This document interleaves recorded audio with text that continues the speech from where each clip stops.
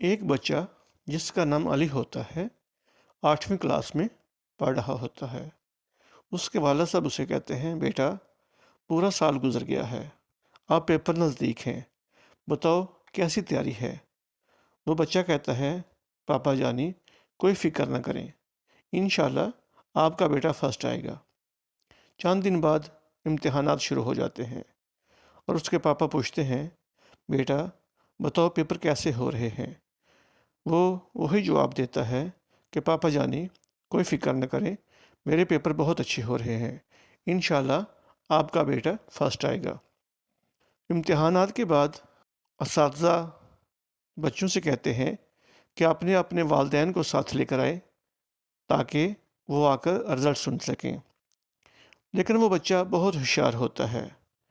اس کو فکر ہوتی ہے کہ اگر میرے پاپا میرے ساتھ آ گئے تو ان کو میرے رزلٹ کے بارے میں پتہ چل جائے گا۔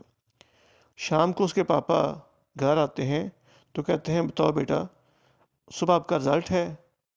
وہ بچہ کہتا ہے، جی پاپا صبح میرا رزلٹ ہے۔ تو وہ کہتے ہیں، چلو ٹھیک ہے، صبح میں تمہارے ساتھ جاؤں گا۔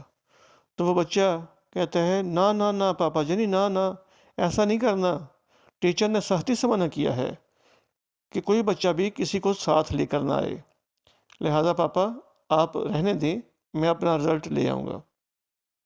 بچہ اکیلا ہی جاتا ہے اور رزلٹ لے کر آ جاتا ہے۔ شام کو اس کے پاپا آتے ہیں تو کہتے ہیں، بیٹا بتاؤ کیا بنا، رزلٹ دکھاؤ مجھے۔ وہ کہتے ہیں، پاپا جانی یہ لے رزلٹ، بتایا نہیں تھا آپ کا بیٹا فرسٹ آئے گا۔ وہ رزلٹ دیکھتے ہیں تو کہتے ہیں، او پاگل، یہ تو لکھا ہوا ہے فیل۔ وہ بچہ کہتا ہے، پاپا جانی آپ کا بیٹا فیلوں میں فرسٹ آیا ہے۔ اس کے پاپا اسے پکڑتے ہیں اور مارنا شروع کر دیتے ہیں اور کہتے ہیں، خبردار، آج کے بعد اسکول جانا بند، صبح تم دکان پر جاؤ گے۔